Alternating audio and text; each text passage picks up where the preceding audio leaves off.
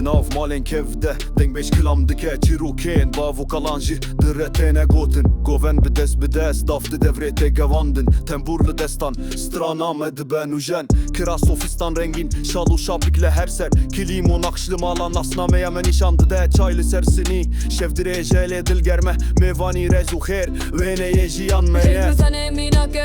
Şvarın ere خوشلی نسنامه یا مچانده اردو عاداتین me شاین me bilindin avazlı servandı ki heyran nave çemi me distranande her dem te gotin rojameş kılame şevameş govende dingo diyari meydana çan dedi Parizin jiba kur heta başu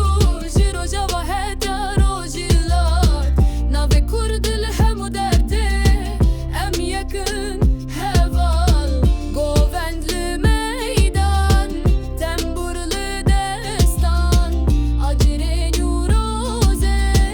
ronahidi de şevan Ahmet hatta kamışlo Jehiller hatta sine Li bazarin sbe çayunane tendurtine Zurnalı meydane gaven metene govend Kavaldı hevayı Bihardı de navdılan Kilimdi beje çirok Her nakşek nave khane destin jinumer Bi huner de her roje dettene Deng bejdi şevendirej Kılamdı ke birumet Zarok di navlori de heute de baramiyet Em çar beşin yek navın Rojilat rojava Bakuro başur le heman deng Le heman ava Le her der navu deng Be heval ditene gotin heker o jandiş var bunji Hevi hertim heye Bire postranı nu